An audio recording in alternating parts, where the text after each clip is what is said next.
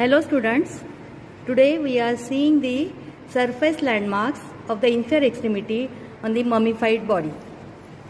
This is the curved bony crest which forms lateral margin of the waist. When we are standing relaxedly, our hand rests on the iliac crest. Anterior end of the iliac crest, it is the anterior superior iliac spine. So this is anterior superior iliac spine.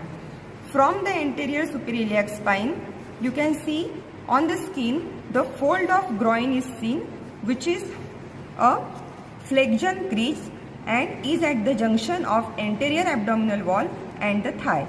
This flexion crease is convex downward. This is because of the pull of fascia lata. A fold of groin, it overlies the inguinal ligament.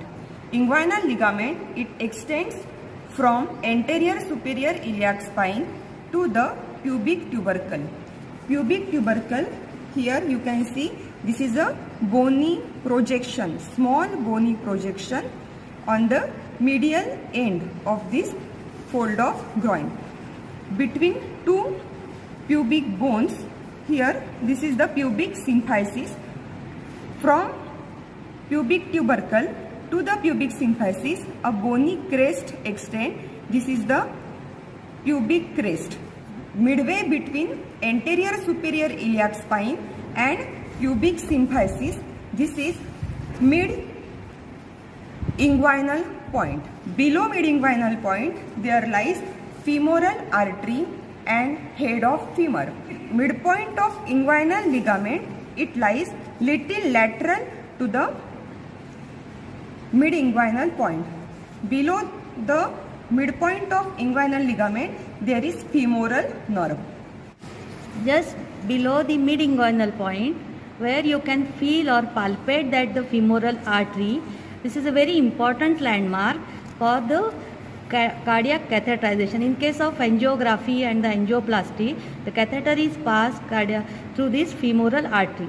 And also in anatomy, that is for embalming procedure, that is embalming fluid, it is injected through this femoral artery.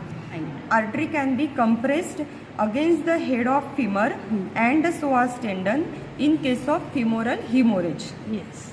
Here. On the iliac crest, you can see 5 cm behind the anterior superior iliac spine. Here the bony prominence is there. This is known as tubercle of iliac crest.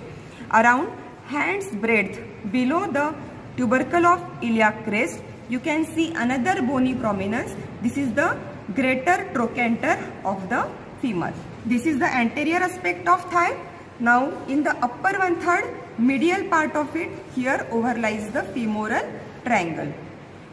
Then in the middle 1/3 of the thigh, the adductor canal, also known as subsartorial or Hunter canal, which contains the femoral vessels. Now this is the lower part of the femur. Here on anterior aspect, you can see a bony prominence. This is the kneecap. It contains a sesamoid bone, that is the patella. This develops in the quadriceps femoris muscle, which is the extensor of the knee joint.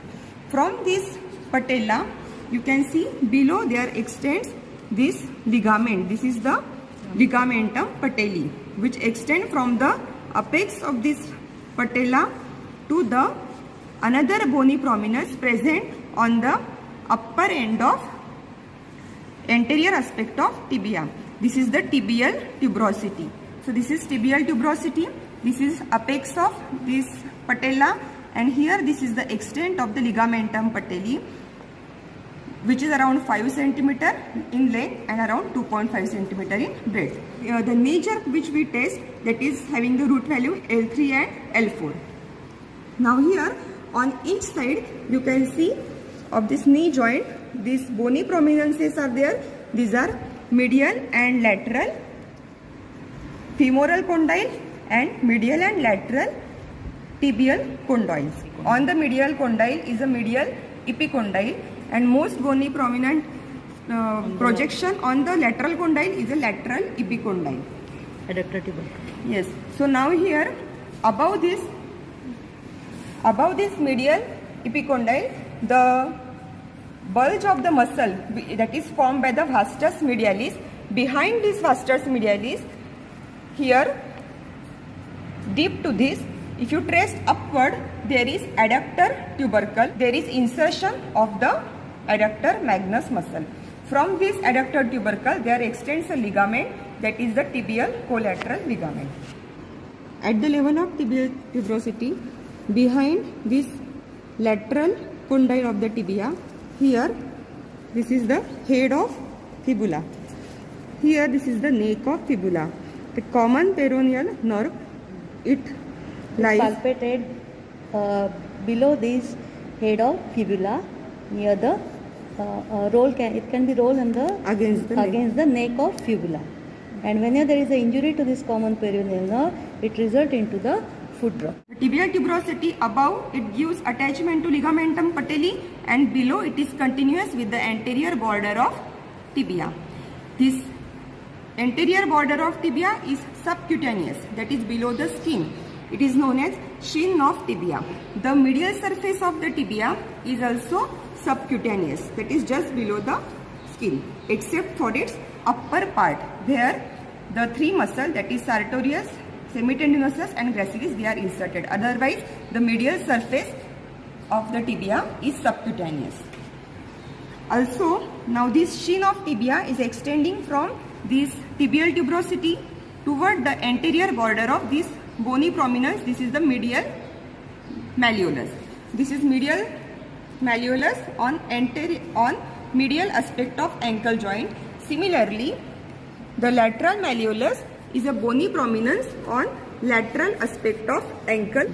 Around thumb's breadth below the medial malleolus, there is sustentaculum talli, while around finger breadth below lateral malleolus, there is the peroneal trochlea is filled here. So, above the peroneal trochlea, there is the tendon of peroneus brevis, while below this bony prominence, that is peroneal trochlea, there is tendon of peroneus longus. Thumb breadth below medial malleolus, there is on medial aspect, there is sustentaculum talli. 2 cm behind medial malleolus, posterior tibial artery pulsations, they can be palpated behind and below the medial malleolus. Here, this prominent tendon which can be seen here, this is the extensor hallucis longus, and these are the medial and lateral malleoli. In front of around 5 cm here, just lateral to the tendon of extensor hallucis longus. In this space, we can palpate it dorsalis pedis pulse lateral to the extensor hallucis longus tendon against the intermediate cuneiform bone. Heel is formed by the calcaneum. Midway between the root of the little toe and heel, here the head of the fifth metatarsal is a most bony prominent structure. So these are few surface landmarks.